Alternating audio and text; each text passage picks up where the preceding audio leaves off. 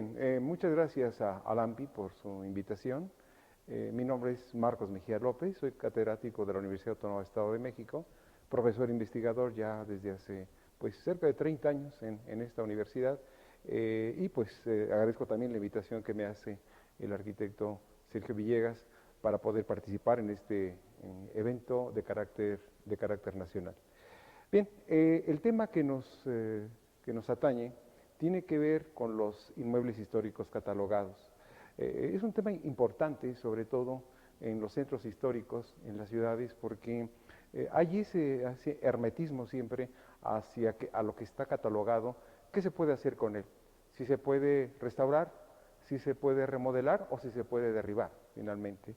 Porque estas son las premisas que preocupan a quien tanto vive en estos inmuebles históricos, quien los desea adquirir, y en el último de los casos a la planeación, unas planeaciones que en ocasiones se hacen bastante bien pensadas y en otras ocasiones dejan mucho que desear, como en muchos centros históricos del país, y no solamente México, ¿no? Creo que México es un espejo también de Latinoamérica. Lo podemos ver en el Perú, lo podemos ver en Venezuela, lo podemos ver en Argentina. O sea, hay unas similitudes muy fuertes de la problemática de lo que son los inmuebles históricos catalogados. Siguiente, por favor. Bien, ¿qué es lo que vamos a ver en esta charla? En esta charla yo la he dividido en 3 puntos. El primer punto es cuál es o qué es más bien la catalogación de inmuebles históricos en México, cómo se hace. Posteriormente se va a hablar acerca de las fichas de catalogación por parte del Instituto Nacional de Antropología e Historia y el Instituto Nacional de Bellas Artes y Literatura, el INVAL.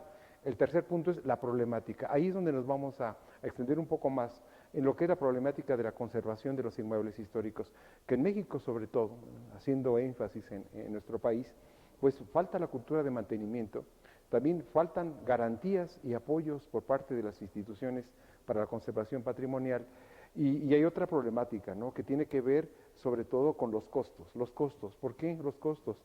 Porque los costos tienen que ver si se toma una alternativa de construcción, si se toma alguna alternativa de remodelación, de restauración o algo bien importante que se está dando en los últimos tiempos en México, que es el reciclaje, que es lo que yo voy a subrayar muchísimo, que hace falta hacerlo en los centros históricos para que no se pierda, porque finalmente veremos cuál es esa cuestión tan, digamos, emblemática, donde el reciclaje juega un papel importante para poder paliar esta problemática de los centros históricos. También opciones, ¿verdad? Opciones de uso de los inmuebles catalogados y unas conclusiones. Siguiente, por favor. Bien, entramos al punto número 1, si eso está dividido en 3 puntos en esta charla, ¿qué es la catalogación de inmuebles históricos y cómo se hace? Adelante. Siguiente. Bien, la catalogación sobre todo va a describir los inmuebles históricos, además va a dar unos puntos importantes de información donde se da a conocer el objeto arquitectónico en sus diferentes variantes, como son la fecha de construcción, el tipo de arquitectura, la descripción de los inmuebles, sus estructuras, los personajes que la construyeron y además los alcances y cambios que ha tenido a lo largo del tiempo. Importantísima la catalogación que se hace porque nos permite tener un compendio de lo que es más importante en las ciudades o de lo que es más importante en centros históricos o sitios del patrimonio. En algunos países europeos, porque aquí ya vamos a comentar un poquito eso, vamos a cruzar información, esta información de la catalogación la tienen muy bien dada a nivel de internet, a nivel de informática. Aquí en México todavía estamos un poco rezagados. Entonces, yo pienso que es una labor muy ardua, que todavía está, digamos, una asignatura pendiente que tiene el Instituto Nacional de Antropología e Historia, de poder poner a la mano de todos, lo que es toda la información completa de los inmuebles catalogados, no solamente a través de pequeños documentos, pequeñas fotografías, sino unos compendios completos, casi unos libros, de lo que es cada elemento. Esto yo creo que es una tarea importante y todavía no se ha hecho, ¿no? Estamos todavía en el inicio, estamos muy incipientes en lo que es la catalogación. Países, caso de España, el caso de Italia, el caso de Inglaterra, el caso de Alemania, pues la verdad es que han avanzado muchísimo en lo que son sus catálogos, y gracias a los catálogos que tienen y los estudios que han hecho, pues se han podido incluso hasta reconstruir ciudades completas después de la Segunda Guerra Mundial y hasta en la actualidad, ¿no? México es un país que se desborda en inmuebles históricos, pero ha faltado muchísimo Digo, no creo que sea voluntad, sino presupuesto, y yo creo que una situación de análisis y una labor interdisciplinaria en donde no solamente aparezca la parte institucional, sino aparezca también la parte académica y también la iniciativa privada, que puedan colaborar para que se haga una labor multidisciplinaria en esta catalogación tan importante que compete a todos. No solamente compete al gobierno, a la cultura, sino compete a todos. Siguiente, por favor.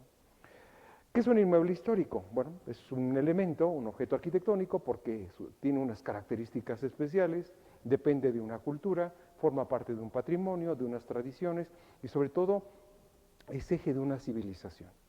Y tenemos nosotros en México, insisto, miles de inmuebles históricos que forman parte de esta civilización mexicana, de las diferentes etapas que ha tenido México, de un México prehispánico, de un México virreinal, de un México independiente, de un México de un siglo XIX estupendamente bien realizado y de un siglo XX no malo.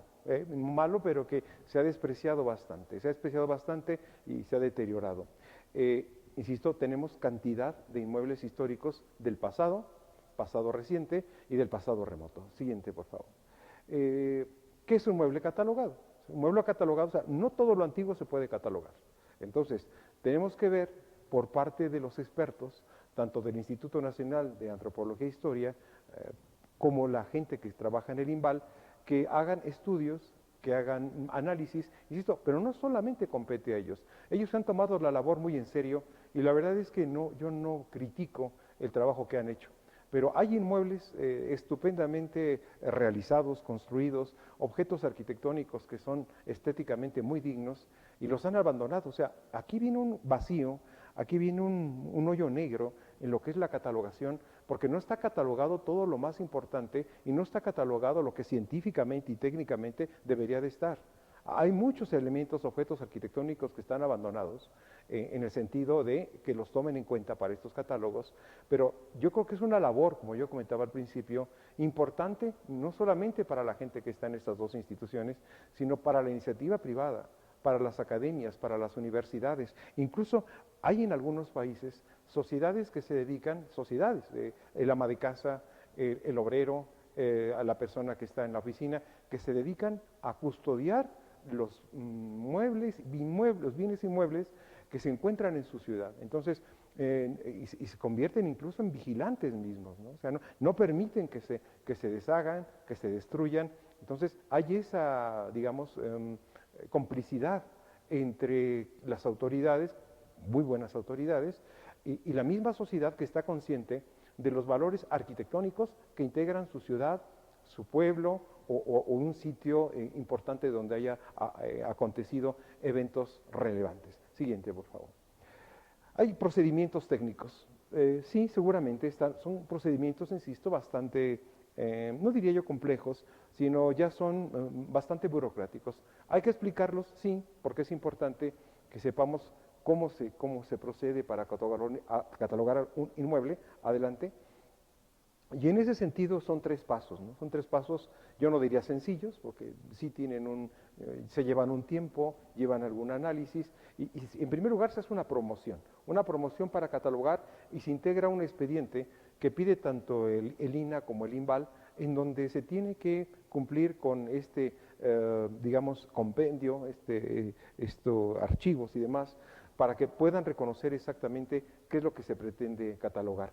Posteriormente, ellos aplican sus criterios, y esos criterios tienen que ver con la historia, con los autores de los edificios, el tipo de construcción, la construcción misma, la parte estética, la parte también compositiva, etcétera, ¿no? Es una labor interesante, es en el valorar un bien inmueble a partir de estos criterios, y finalmente, cuando cumple todas estas, digamos, facetas, todos estos conceptos, pues el inmueble inmediatamente pasa a formar parte de un catálogo, y un catálogo que va a estar a nivel estatal, a nivel nacional, y ya es posible, también es posible, porque a mí me ha tocado participar en lo que fue la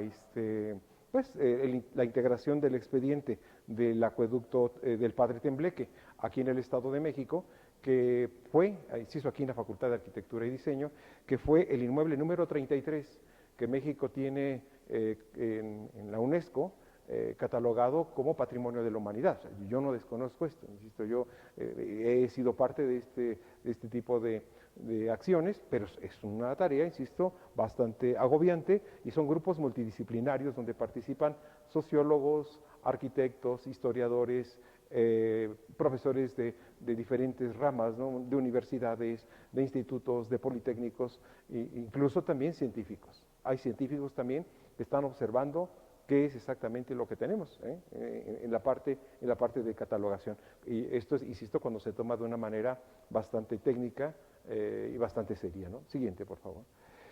Bien, estas dos instituciones que yo hablaba, que son las que pues, manejan todo el patrimonio tan vasto que tiene México, es el INAH y el INVAL, para que no se nos olvide.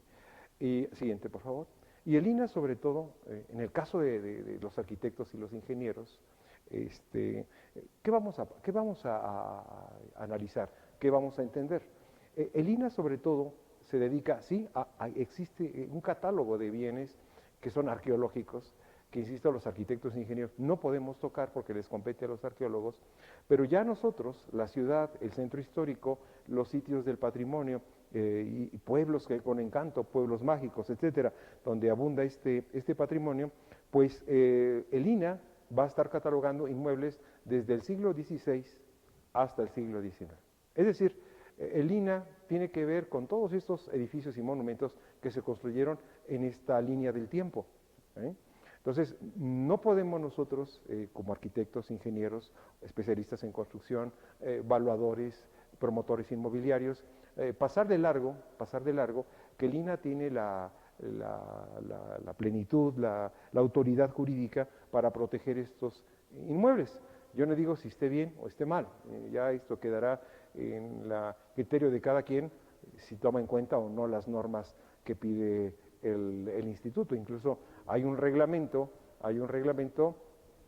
que tiene que ver con todas estas edificaciones, cómo se deben de cuidar a nivel estético, a nivel plástico, a nivel también histórico y sobre todo cómo se debe de intervenir. Bueno, pero aquí vamos a abrir un poquito una polémica más adelante. Entonces, el INAH va a estar catalogando los inmuebles desde el siglo XVI al siglo XIX, va a permitir conocerlos, va a permitir difundirlos y sobre todo integrarlos y valorarlos como patrimonio de la nación. Siguiente, por favor.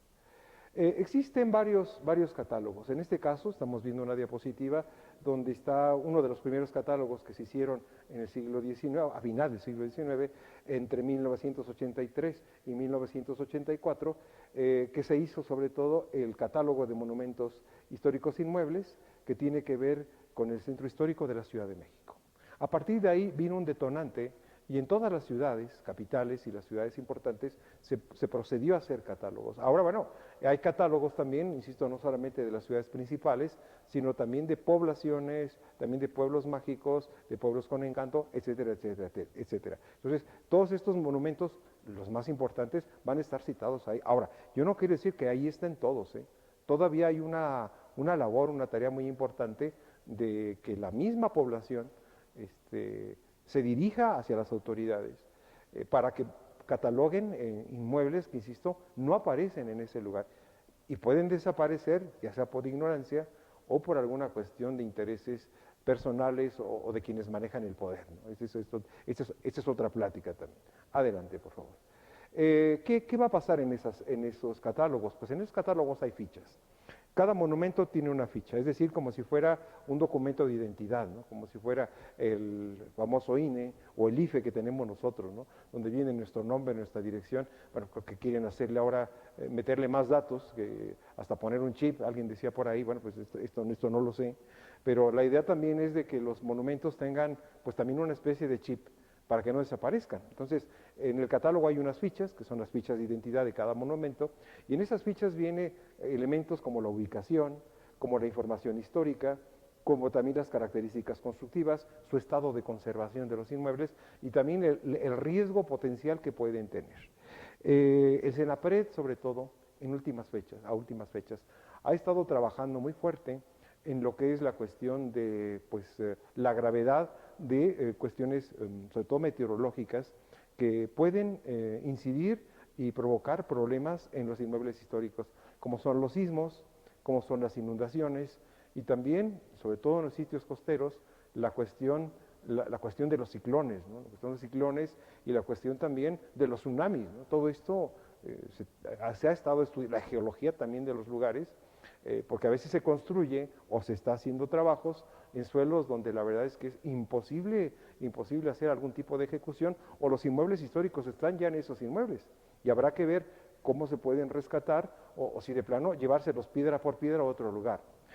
A mí, por ejemplo, algún día, y qué bueno que se preste este espacio para comentarlo, me dijeron, ¿no?, en una entrevista, dice, bueno, usted que se dedica al patrimonio, ¿qué opina de la Catedral Metropolitana? Es que ya la salvamos, ya le metimos tantos millones y le vamos a seguir metiendo más millones, y quizás esto suene un poco a broma, ¿no?, lo que quiero comentar el día de hoy, y la ponencia que fui a dar yo ahí en ese lugar fue que la catedral, dado tanto problema que tiene, la Catedral Metropolitana, la Ciudad de México, que se está hundiendo por un lado, que se está resquebrajando por otro, yo lo que les decía es que piedra por piedra había que llevárselo a otro lugar, porque desde que se empezó a construir el edificio ha tenido problemas. Claro, yo no esperé a que me dijeran muchas cosas, ¿no?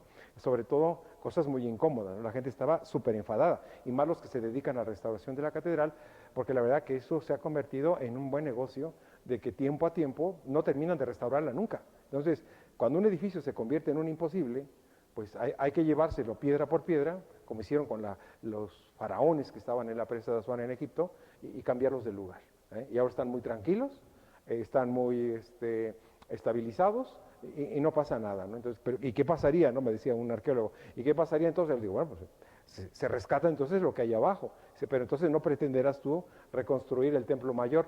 Le digo, bueno, pues si se encuentran las piedras, pues en lugar de volver a construir la catedral, podríamos reconstruir el templo mayor, porque el templo mayor fue utilizado como cantera para construir todos los edificios que están alrededor del centro histórico de la Ciudad de México. Esta es una cuestión bien interesante, ¿no? Bueno, pero entonces vamos a regresar, que estamos en eso mismo, que cada edificio tiene su ficha, ¿no? La catedral tiene su ficha, el Palacio Nacional tiene su ficha, el Castillo de Chapultepec tiene su ficha, y todos los monumentos importantes, la Catedral de Zacatecas, la Catedral de Guadalajara, etcétera, ¿no? Entonces tienen sus fichas y están bastante protegidos, digamos, por parte de esta autoridad. Siguiente, por favor. Aquí viene un ejemplo de un inmueble catalogado, civil, por parte del Instituto Nacional de Antropología e Historia. Siguiente, por favor. Y aquí podemos ver, ¿verdad?, qué es lo que contienen las fichas, que hay que estudiarlas, Vamos a intervenir un monumento, hay que estudiar qué vamos a intervenir.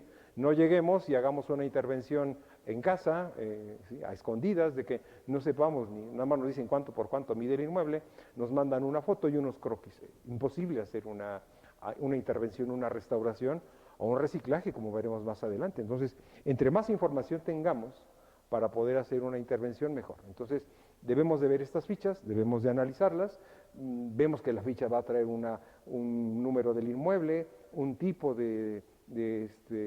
o una tipología de lo que se trata, una imagen de sus fachadas, unos planos también, y va a traer también algunos aspectos legales que lo definen. Siguiente, por favor. Además, también tendrá que venir información histórica, habrá que analizar también todo lo que son las descripciones orales, también algunas bibliografías que son importantes, adelante, las características técnicas, constructivas, y entre otros también la fecha de construcción, las planotecas donde se encuentra información misma, fotografías antiguas, en fin, o sea, todo siguiente, por favor, una información muy completa acerca de ese inmueble que nosotros vamos a analizar. Es decir, antes de analizar algún inmueble, debemos de ver todas estas características, ¿no? Entonces, teniendo ya la información firme, la información ya muy completa, podemos intervenir o no en los inmuebles y tomar ciertas decisiones para poder trabajar, pues conforme a lo que son las reglas. Ahora, no quiero decir que todas las reglas estén bien, lo vamos a ver al final. Entonces, que nos quede claro que lo que tiene INAH en sus catálogos de edificios históricos para arquitectos, ingenieros, personas que se dedican a la cuestión inmobiliaria, pues va a ser del siglo XVI al siglo XIX.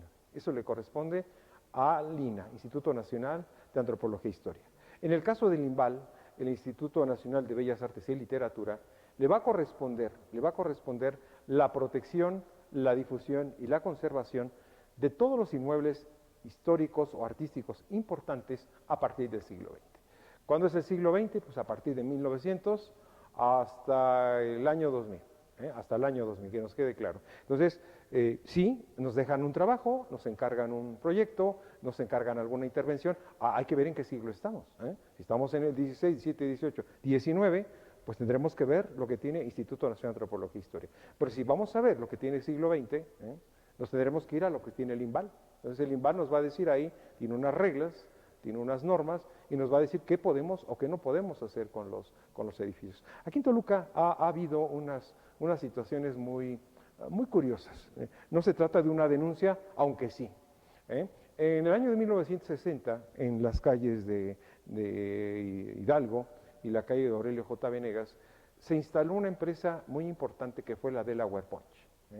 No traigo en este momento la imagen, pero la Delaware Punch en su momento, 1960, fue una construcción de arquitectura internacional, sobre todo simbólica en su tiempo. Hace pocos meses, en un fin de semana, llegaron unos bulldozers en la madrugada y acabaron con el edificio. Entonces, esto es atroz, esto es, la verdad, acabar también con la historia. O sea, no todo lo que se hizo en el siglo XVI, XVII, XVIII y XIX es válido, está muy bien, pero también lo que se hizo en el siglo XX es muy importante. Arquitectos como Pedro Ramírez Vázquez, arquitectos también como el arquitecto Mendiola, aquí en el caso de local, arquitectos como Mario Pani, arquitectos también como Félix Candela, Luis Barragán, y aquí en Toluca pues tenemos una obra importantísima en Chrysler, tenemos unos elementos de conos truncados que hizo Matías Geritz, egresado de la Bauhaus, que digo, pues es una arquitectura importantísima. Entonces, no podemos, insisto, hacerla a un lado y decir que nada más lo que es del siglo XVI al siglo XIX sea importante. El siglo XX, insisto, es importantísimo. Aquí en Toluca, por ejemplo, también se destruyó un edificio que era la terminal de autobuses, de la cual ahora solamente queda es en la calle de Juárez, solamente queda un mural. Y ese mural describe la historia del transporte. Entonces, el destruir, y me parece que fue obra del arquitecto, el arquitecto Monroy, que fue fundador de esta Facultad de Arquitectura y Diseño. El arquitecto Monroy trajo a la ciudad de Toluca la modernidad, trajo la arquitectura internacional y trajo después parte de la arquitectura posmoderna que todavía alcanzamos a ver en las calles, muy deformada alguna de ellas y otra ya prácticamente derribada. Entonces, insisto, yo creo que el siglo XX, insisto, va a dejar elementos muy importantes en todas las ciudades del país y que se han intervenido de una manera bastante mala. En el caso de aquí de Toluca, podemos hablar, bueno, el Cosmovitral, que se habla mucho, el Cosmovitral, sí se empezó en tiempo de don Porfirio Díaz, pero se terminó en el tiempo del Art Deco, en los años 30. Tuvo un reciclaje, que es lo que vamos a hablar más adelante, un reciclaje en el cual quitaron el mercado y de mercado se convirtió en jardín botánico. Y en jardín botánico y en un elemento de expresión estética, parte de Leopoldo Flores, un conocido pintor de aquí y maestro de artes plásticas de aquí de la universidad, el cual, bueno, pues hace un mural de vidrio importantísimo, que es símbolo aquí de la ciudad de Toluca, que insisto, que eso es parte de lo que se puede hacer bien con los edificios y mal con los edificios derribarlos. También el caso aquí de la ciudad universitaria, tenemos una obra importante también en la Facultad de Ingeniería, que son unos elementos de unos cascarones, que muy semejante a la arquitectura que se estaba haciendo en los años 60 en la ciudad de Brasilia, por Lucio Costa y Oscar Niemeyer. Entonces, insisto, todos estos edificios, toda esta arquitectura internacional, arquitectura del Art Deco, arquitectura también, pues, digamos, posmoderna, metabólica, etcétera, brutalismo, es importante, hay que conservarlo y es parte de nuestra historia. Y eso es lo que el INVAL pues tiene que ver, adelante, tiene que ver con el INVAL. Bueno, en estas fichas también, se hace un catálogo de cada edificio importante, pero aquí el INVAL va muy atrasado, ¿sí? Muy atrasado. Yo sí lo quiero comentar porque aquí no tenemos delegación en la ciudad de Toluca. La Ciudad de México, de alguna manera, tienen su delegación y están protegiendo el patrimonio del siglo XX. Insisto, Félix Candela, Mario Pani, el arquitecto Luis Barragán y otros tantos arquitectos importantes. Aquí en Toluca, por ejemplo, tenemos el estadio de Ciudad Universitaria también, que lo hizo Augusto Pérez Palacio. Y Augusto Pérez Palacio, ni más ni menos, hizo la remodelación del estadio de Ciudad Universitaria para la Olimpiada de México 68. Mucha gente no sabe la importancia que tiene este estadio. Incluso se le puso una cubierta, yo no digo que haya estado mal, sin embargo, yo creo que hay que considerar y conservar los edificios, de este caso, de personajes tan importantes, arquitectos tan insignes, habrá que dejarlos, si no intactos, sí al menos permitirse o permitirnos respetar su estética, respetar sus estructuras y su concepción artística, ¿sí? O sea, el siglo XX, insisto, siglo muy importante en el cual nosotros hay que analizar y hay que estudiar, y el INVAL tiene, pues tiene sus fichas, ¿verdad? Últimamente, supongo que ustedes lo saben, en la Ciudad de México, Ciudad Universitaria pasó a ser Patrimonio de la Humanidad, y pasó a ser Patrimonio de la Humanidad porque sus edificios, construidos por muchos arquitectos, entre ellos Augusto Pérez Palacio, está también el caso de Juan O'Gorman, que participa con esa biblioteca tan preciosa que tiene Ciudad Universitaria en México, pues todos estos edificios van a trabajar también otros arquitectos famosos, se va a conservar intactos los edificios. Entonces, actualmente, insisto, ha sido considerado el sitio de Ciudad Universitaria en México como Patrimonio Cultural de la Humanidad. Insisto, en todas las ciudades, si ustedes van a Puebla, si ustedes van a Guadalajara, vamos a encontrar Art Deco, vamos a encontrar arquitectura internacional en los centros históricos, vamos a encontrar arquitectura metabólica, vamos a encontrar arquitectura posmoderna. Habrá que analizarlo muy bien, a ver qué es lo que vamos nosotros a proteger y qué vamos nosotros a catalogar. De lo contrario, también perderemos el siglo XX. Si estamos perdiendo ya la parte del pasado contemporáneo, pues perder esto que está a la vuelta de la esquina resulta muy fácil, porque a la gente se le hace muy fácil desechar estos elementos. Nosotros deberíamos de tomarlos en cuenta. Siguiente, por favor.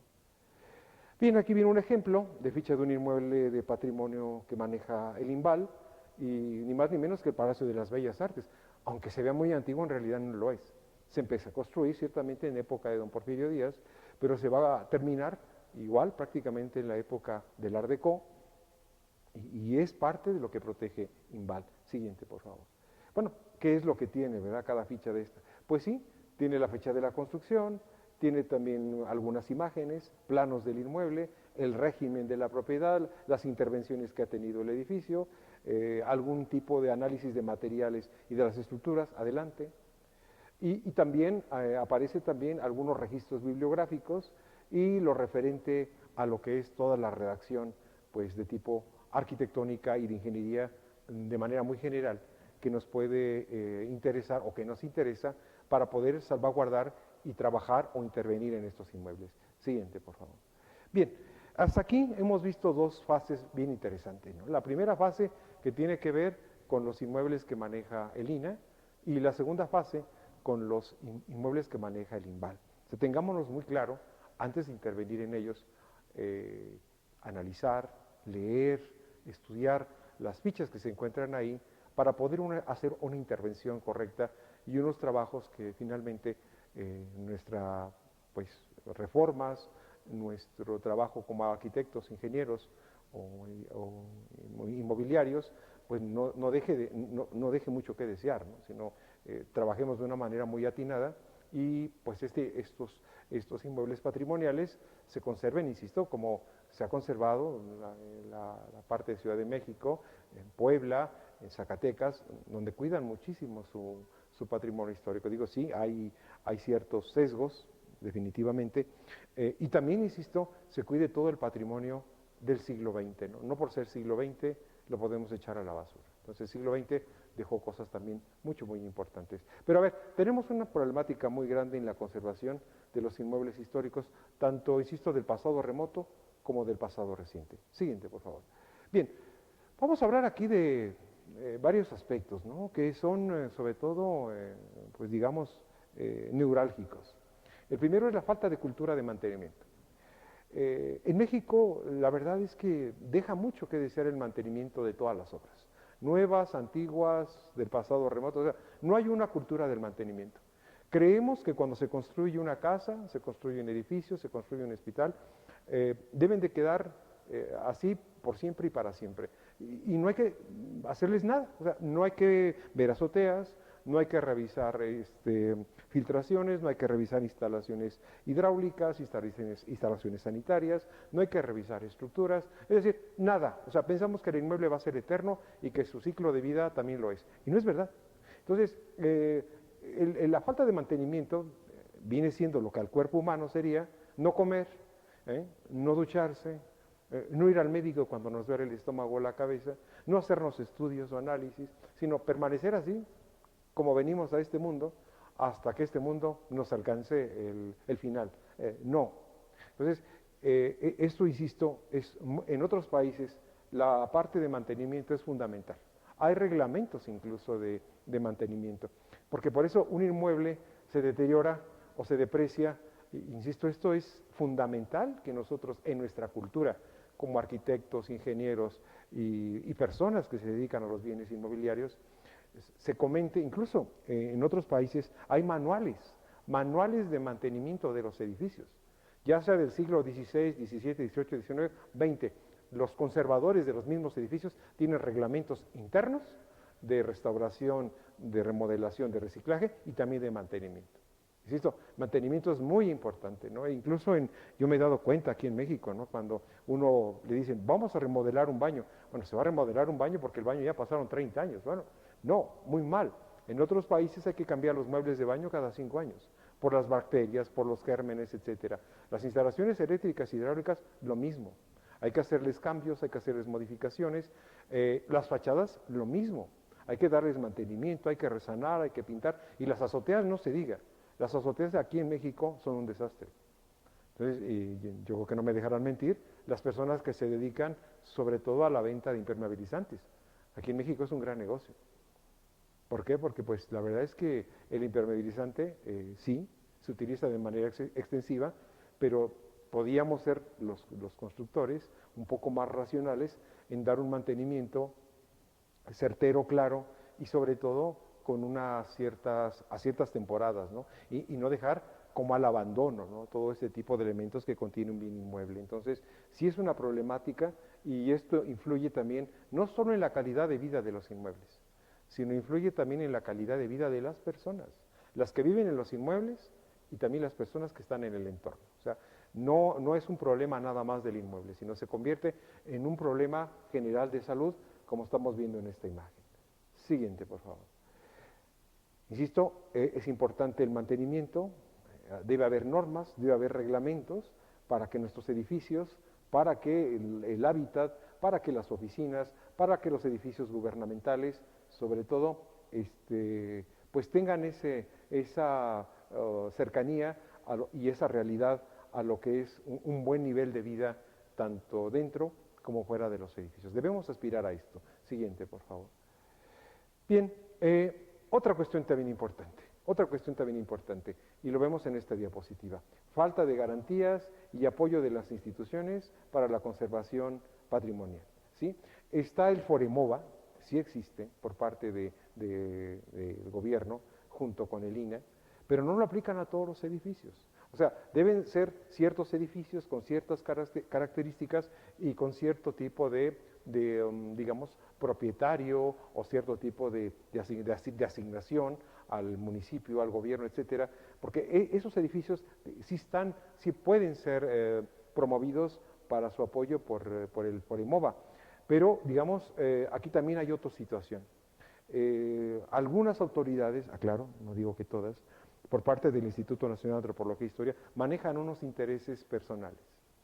Y al manejar unos intereses, no digo que todas, porque hay personas que también trabajan muy bien, y al trabajar estas cuestiones a nivel personal, los fondos de apoyo para estos inmuebles históricos, pues se detienen. O sea, no todos los inmuebles son proclives a estos fondos. Deberían ser proclives todos, porque quien no tiene dinero, quien tiene escasos recursos, pero tiene un inmueble histórico, ¿qué va a hacer? Lo va a dejar caer. Y lo va a dejar caer porque no tiene dinero para restaurar. Y lo primero que hacen es romperlos desde adentro, ¿sí? No desde la fachada. O sea, lo van rompiendo poco a poco, lo van derribando, y al final ya nada más queda la fachada. Y esto hace, sobre todo aquí en nuestra ciudad de Toluca, vemos estacionamientos en el centro histórico por todas partes, y son vacíos urbanos, y son fachadas que casi se vienen abajo. Entonces ya lo único histórico que queda es la fachada, y ya incluso le dan un tirón cuando es o Semana Santa, o son las vacaciones de invierno, o son las vacaciones también de verano, ¿no? Entonces, ¿qué hace la gente? Pues le da un jalón a la fachada, le hablan a Protección Civil, llega a Protección Civil y que dice, bueno, es que el inmueble prácticamente es peligrosísimo. Resultado, hay que derribar todo. Y así se va acabando la historia y se va acabando los inmuebles y se va acabando la conservación. Y de ser ciudades, bien lo escuchábamos en algún momento, de ser ciudades con tanta unidad, tan bien analizada su arquitectura, tan bien ejecutada a nivel historicista, son ciudades que se van convirtiendo en unas ciudades anónimas. Aquí, insisto, en Toluca tenemos muchos vacíos urbanos y es ahí, si lo vemos a nivel satelital, donde hubo algún inmueble histórico y donde la gente no tuvo recursos, donde estos fondos como Forimova jamás llegaron, aunque los pidieron, porque para restaurar, como lo veremos ya casi al final, se requiere muchísimo dinero. Restaurar no es barato, que es la acción más cara a nivel inmobiliario que incluso construir a nivel residencial. Por eso la gente, cuando escucha de que hay que restaurar, la gente se espanta mucho y prefiere que los inmuebles se caigan, si no solos, los van tirando, insisto, poco a poco los van demoliendo y finalmente solo quedan las fachadas. Entonces, insisto, esta es una problemática fuerte, ¿sí?, que no todo el mundo tiene acceso al Forimova. Aquí sí se tendría que analizar nuevamente las leyes, nuevamente los intereses del gobierno, de la federación, y aquí también tiene que entrar la iniciativa privada. La iniciativa privada no puede quedar marginada, y tampoco a la población, ¿sí? Porque tal parece que quien quiere manejar nada más las leyes, pues son los que van a decidir qué es lo que se hace. No. Qué bueno que se hagan, por ejemplo, lo he visto ahora, las consultas, ¿no? Pero esas consultas públicas, en caso de los inmuebles, deben de ser constantes en los centros históricos. Y debe haber personas, como lo comentaba en un principio, grupos de personas que no tengan que ver ni con los gobiernos, sino con la misma comunidad, que protejan los inmuebles y que protejan su patrimonio. Y entre todos obliguen a la autoridad a que los fondos lleguen donde deben de llegar, no solamente a 3 o 4 inmuebles que siempre son los más socorridos, ¿no? Siguiente, por favor.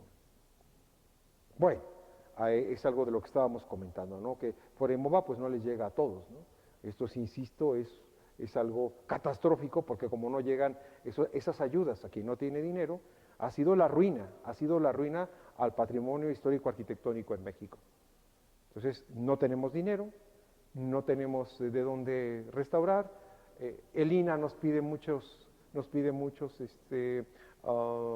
pues digamos, cuestiones de ordenanzas, de reglamentos, y es muy restrictivo para lo que se quiere hacer, porque prácticamente lo que le piden a uno es que no se mueva nada, ¿no? Que no se muevan las vigas, que no se muevan los balcones, que no se muevan las puertas, o sea, que se quede tal y como está el inmueble. Ahora, tampoco, y aquí quiero yo aclarar, ya no estamos viviendo como en el siglo XVI, ya no estamos viviendo como en el siglo XIX, de acuerdo, hay que restaurar lo que se pueda restaurar, pero donde no haya recursos, pues debe haber otro recurso, debe haber otra idea, otra opción, no solamente una restauración canónica como la que piden, ¿no? Estas restauraciones artísticas y sobre todo románticas, que se hacían en el siglo XIX, de que había que restaurar piedra por piedra, madera por madera, mármol por mármol. En la actualidad la verdad es que ya incluso los árboles, ustedes lo saben, en el caso de Europa, Greenpeace, está prohibido ir a cortar árboles. Entonces, ¿qué hacen los que están restaurando? Los que están restaurando, pues sí ponen vigas, ¿no? Pero no son vigas de madera, son vigas de plástico, con alma de acero. Y uno dice, bueno, pero ¿cuántos árboles metieron aquí? Pues ninguno. Lo que metieron fue acero y el material es material artificial. Entonces, habrá que pensar en no derribar los árboles, mejorar la ecología y poner algunos sustitutos importantes para estos edificios. Incluso si uno va a Grecia, tuve la oportunidad de ir a Atenas, donde está el templo de las Cariátides, y uno dice, bueno, pero qué hermosas, y esto que tiene 2500 años, la verdad es que es bellísimo, ¿no? ¿Y cómo ha aguantado estos 2500 años? Sí, claro. Y bajo yo al museo, y ahí están las verdaderas Cariátides. ¿Y qué es lo que está afuera? Pues lo que está afuera son unas estructuras de acero, que están como si fuera un envase de plástico, que están recubiertas por unas cariátides que son de fibra de vidrio. Entonces, sí hay opción. ¿Y por qué las quitaron? ¿Por qué quitaron las verdaderas? Porque la lluvia ácida, porque la contaminación las estaba haciendo polvo. Entonces, y estamos hablando de Atenas, Atenas, cuna de la civilización mundial. Bueno, si eso está pasando allá, pues ¿por qué no lo hacemos aquí? Porque hay ese temor de que hay que poner mármol por mármol, madera por madera, cantera por cantera, si los recursos no alcanzan. Entonces debemos de tener otras opciones, no debemos de cerrarnos, ser tan, digamos, tan estrictos, tan castrantes, ¿no? En esas ideas de una restauración tan rígida, ¿no? Tan rígida que está en el instituto. Yo no digo que no se haga, quizás habrá inmuebles que sí, pero la de mayoría de inmuebles, donde la gente no tiene dinero, pues por eso están las ciudades como están. Queda solamente la fachada y después, ¿para qué sirve? Para estacionamiento. Algún ingreso debe de haber y se acaba la historia. Siguiente, por favor. Bien, sí, las políticas, la sociedad que estaba yo comentando y los esquemas de funcionamiento, de financiamiento, pues no están trabajando como deben de ser. Habrá que hacer una labor también muy fuerte, tanto con INA como en INVAL. No son nuestros enemigos, no lo son. Pero yo creo que tenemos que trabajar muy de cerca con ellos. Y ellos que no cierren las puertas. Que no cierren las puertas porque, sí, no es de ellos el patrimonio. El patrimonio es de todos. El patrimonio es de que, insisto, del que tiene el pequeño comercio. El patrimonio es de la persona que pasa en el autobús. El patrimonio es del estudiante que también o va en bicicleta o va caminando por el lugar. O del ama de casa, ¿no? El patrimonio es de todos. Pero aquí creo que se lo han tomado de una manera bastante especial las autoridades. Tal parece que es de ellos. Y no es así. Siguiente, por favor. Bien, entonces aquí, insisto, la restauración se hace incosteable. En México los recursos son escasos y sobre todo la degradación histórica va muy avanzada. Entonces, habrá que detenerla, habrá que ver las formas de hacer un trabajo interesante en estos inmuebles catalogados, tanto por parte del INA como el INVAL, que insisto, no son nuestros enemigos, pero ellos también deben dejar participar al resto de la comunidad, técnica, científica, académica y la sociedad, vamos, la de a pie. Siguiente, por favor. Aquí está, en esta diapositiva, estamos viendo una comparativa entre lo que son los costos de la construcción, la remodelación, la restauración y el reciclaje. Si ustedes se dan cuenta, no lo estamos poniendo ni en pesos ni en dólares, pero solamente es por unidades, creo que así nos entendemos más rápido. Y si se dan ustedes cuenta, en esta gráfica, la restauración es carísima, incosteable prácticamente. Después seguiría la construcción residencial, que también tiene un valor, pues digamos, suntuario, ¿no? Son bienes suntuarios. Viene posteriormente el reciclaje, la remodelación, el interés medio y finalmente el interés social. Pero si vemos esa gráfica interesante que me costó trabajarla al menos 3 semanas, digo no diario y todo el tiempo, pero sí estar investigando en diversos estados cuánto es el precio de restauración, remodelación, de vivienda residencial, etcétera, nos damos cuenta que la restauración se hace suntuaria, es casi incosteable.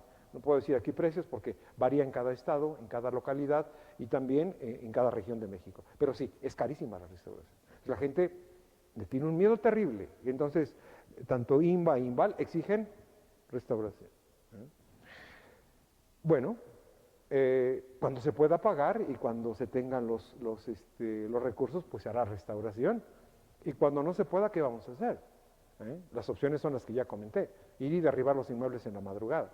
O decir que explotó ahí una dinamita, que estaban guardados cohetes ahí, y la verdad es que se puede hacer también esto y mentir, pero, digamos, la verdad siempre sale a la luz, ¿no? Entonces, como opción, yo lo pongo aquí, es el reciclaje. Y no es una medicina que yo me haya inventado, sino esto se empezó en Europa. Y se empezó en Europa, ¿por qué? Porque veían que los inmuebles se estaban abandonando. Iglesias, museos, casas señoriales se estaban abandonando. Por diversos motivos. Porque la reglamentación, porque las normativas estaban muy rígidas. Entonces, estas reglamentaciones, yo no digo que se hayan relajado, pero sí se pusieron más ad hoc con lo que es la actualidad. Y entonces, una vez que estas, pues digamos, autoridades, estas personas que se dedican a la parte de la custodia de monumentos dijeron, bueno, si es que es costosísima la restauración, vamos a dar oportunidad de que los bienes inmuebles no se pierdan y que haya otra opción para trabajarlos. Y esa opción fue el reciclaje, que aquí apenas en la facultad, hace 4 años, un promedio de 4 años, yo me encargué de introducir en los programas de estudio. Yo digo que yo no estoy inventando nada, no, no. Incluso he tenido yo mucho contacto con la maestra Ana Navarro Bosch en España, en Valencia, que ella es una de las principales promotoras de lo que es el reciclaje de edificios en el mundo. Su trabajo, su labor como investigadora en la Universidad Politécnica de Valencia nos dice, o dice, que cuando no se puede restaurar un edificio antiguo o reciente, se puede reciclar. ¿Y el reciclar qué quiere decir? Reciclar quiere decir que nosotros podemos tener el bien inmueble, dejar lo más importante, como pueden ser las fachadas, algunos elementos estructurales importantes del mismo edificio, y ponerlo al día. Es decir, si el edificio es del siglo XVI, XVII, XVIII, etcétera, etcétera, lo tenemos que poner al día. Ya no vivimos como en el siglo XVI. No había baños, por ejemplo. Tiene que haber baños. Ya no podemos vivir sin energía eléctrica, bueno, o energía limpia. Hay que ponerle energía solar. Ya no podemos vivir sin internet.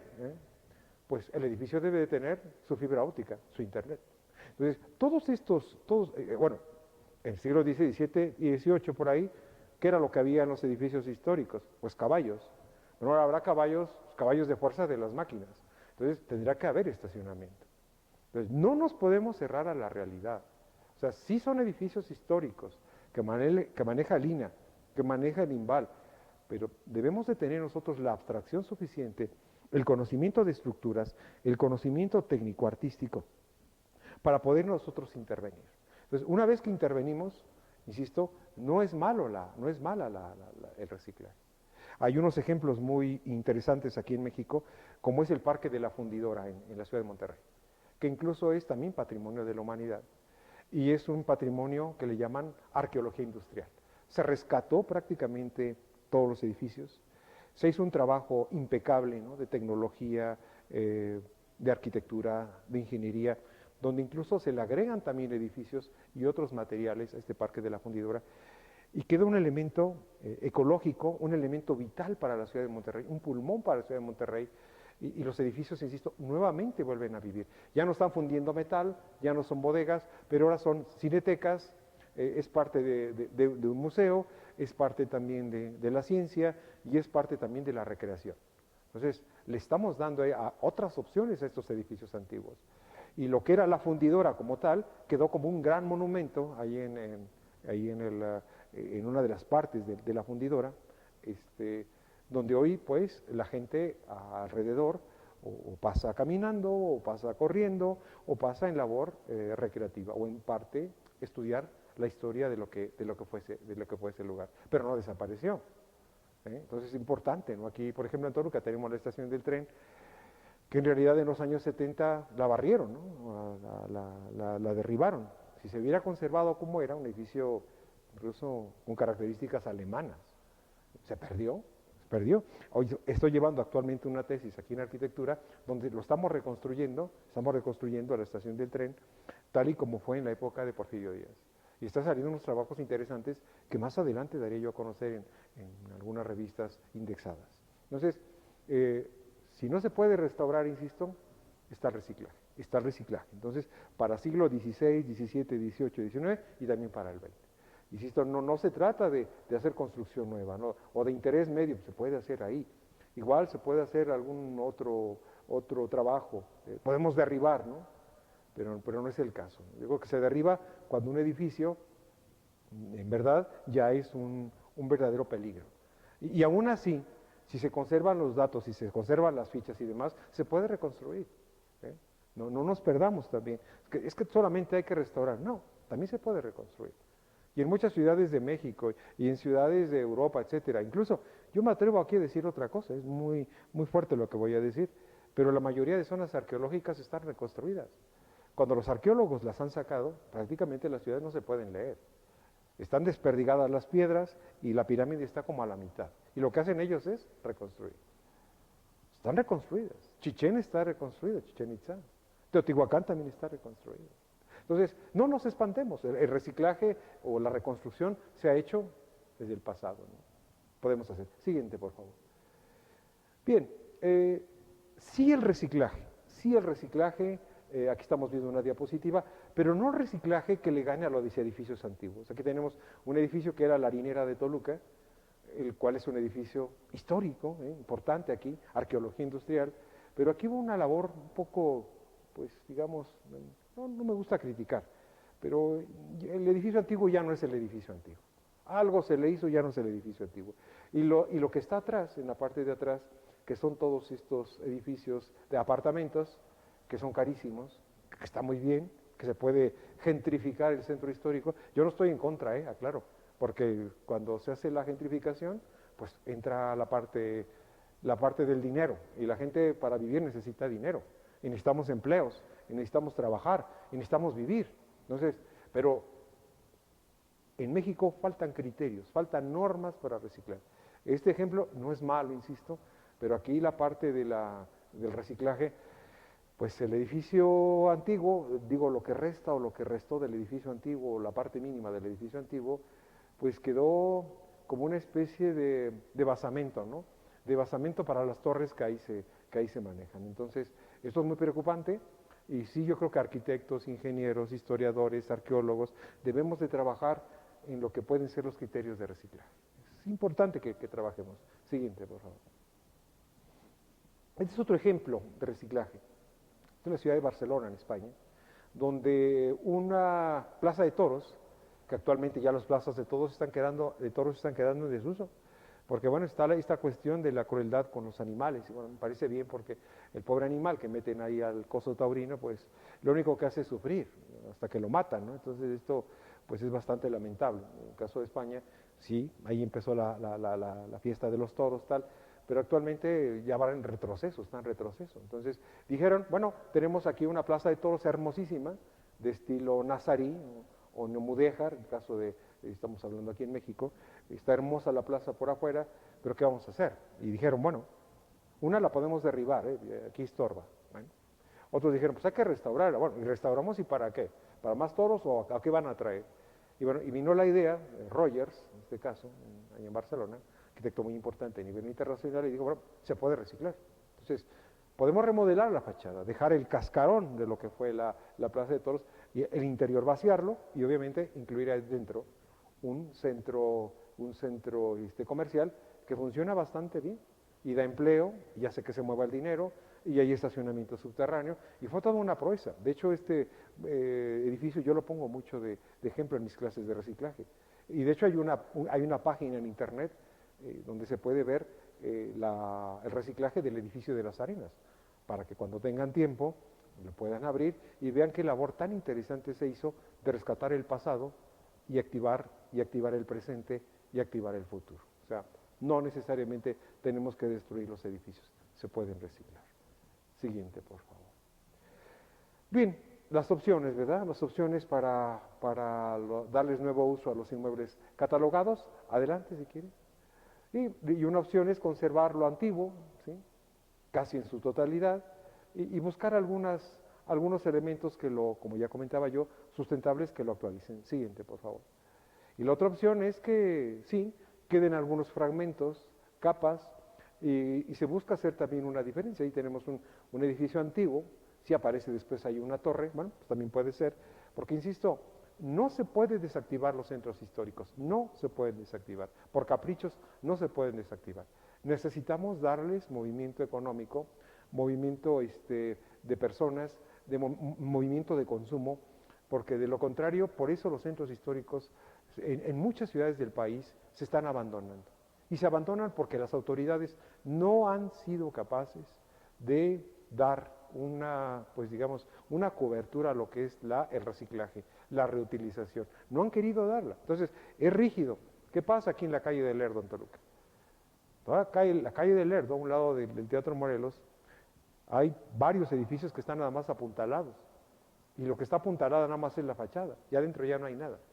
Entonces, ¿qué pasa? No se pensó en el reciclaje. No le dieron opciones a la gente. ¿Qué hizo la gente? Los fue tirando, porque no se cayeron solos.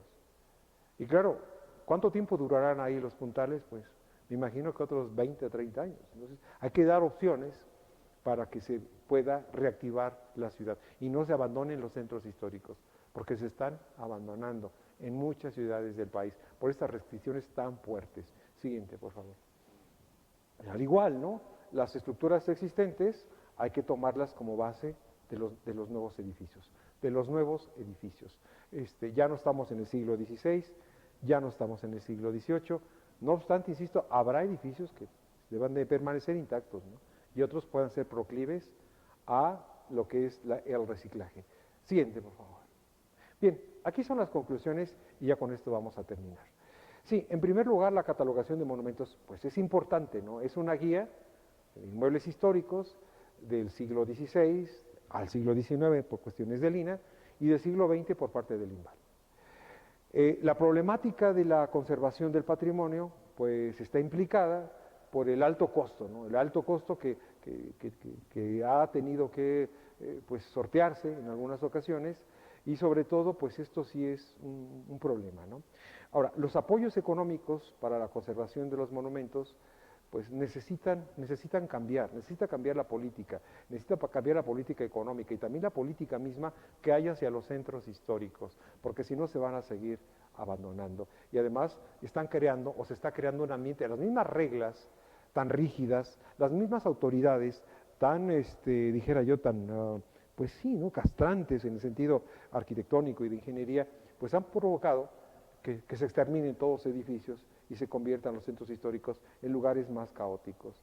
Y finalmente, para activar los centros históricos se recomienda el reciclaje, ¿no? El reciclaje del patrimonio antiguo y contemporáneo y sobre todo donde haya esta eficiencia de lo que son la cultura ecológica, toda la energía limpia y sobre todo también pues todas las actualidades tecnológicas que deben tener los edificios. O sea, se hablaba solamente hace algunos años que los únicos que podían ser edificios automatizados o inteligentes eran los edificios nuevos. No.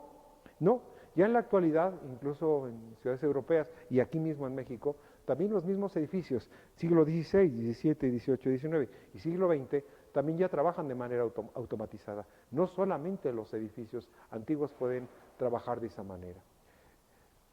Adelante.